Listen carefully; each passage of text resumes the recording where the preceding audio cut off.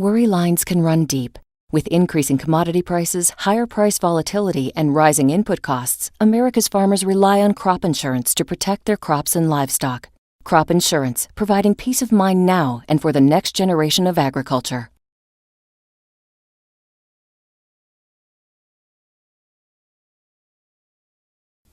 Congressman Desjarlais, welcome. Thank you. What inspired you to run for the United States Congress?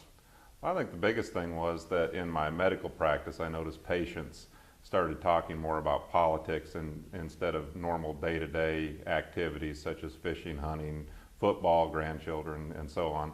And the conversations just turned much more political, and I noticed that I was getting very engaged in these and spoke with my wife about the possibility of running and decided to run to see if we could make a difference for our children and grandchildren and also our veterans that fought so hard to make this country what it was. So was that during the health care debate of a year or so ago?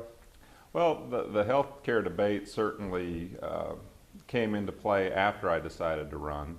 It's a topic I was very comfortable with, and it actually helped me as a first-time candidate have something to talk about. So I was definitely very passionate about the healthcare law changes and very much opposed to what we see in the Obamacare bill. What did your constituents send you here to do? Well, basically cut spending and get government out of the way. I think people feel like their freedoms are being taken away.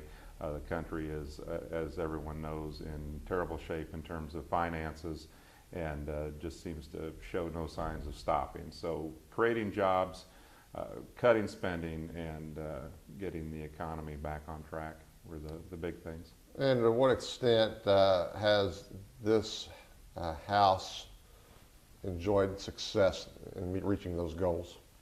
Well, I think that we're getting a lot of people's attention in terms of success being 1/3 of the process. We haven't gotten nearly as far as we'd like to, but I think that we have changed the conversation from spending to cutting spending, and it's clear that we're not going to accept anything less. We're not achieving the goals as quickly as we like because there's a lot of resistance on where to cut, but I think that we will see successes moving forward. You are a political newcomer. You had never run for elected office before? That's correct. I've been in medicine all my life, and this is the first time. What else about your background should we know? Well, you're from South Dakota originally, aren't right. I grew up in rural South Dakota, and my dad was a barber, and my mother was a nurse at a veterans hospital. I started my first job at age 6 shining shoes in my dad's barber shop. I held a job through high school and college at a farm implement dealership and selling International Harvester, New Holland, Farmhand, Versatile, and other lines of farm equipment and parts to our local farmers and ranchers. What is the secret to getting a handle on healthcare costs in this country? Well, I think that we need to be able to make insurance companies compete. I think patients need to have skin in the game. They need to have access to health savings accounts. I think that we do need tort reform in medicine. There's an awful lot of defensive medicine that's practiced, and I think that could cut costs dramatically. I think there's overutilization of emergency rooms, and I think pharmaceutical costs continue to be very high, partly because of federal regulations and scrutiny. So I think that in healthcare, maybe more than other areas, we need to look at cost savings as well as cutting spending.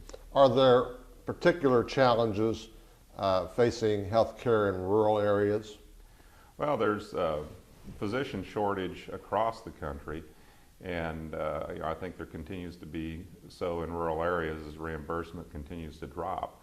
A lot of solo practitioners are going out of business because the overhead is too high, so you're forced to see more group practices, and I think that that's a challenge in rural communities. You're on the House Agriculture Committee. What does that do for your district? Well, I think it's very good for the 4th Congressional District of Tennessee. We're very agriculturally oriented. My father-in-law nearby has a cattle ranch and raises 300 to 400 head of cattle, so we get involved there, and he doesn't grow many crops but does cut hay. And there's a very large and active Farm Bureau in Tennessee, I think the largest in the country, and it's headquartered in my district in Columbia. And they are great folks. They're a joy to work with.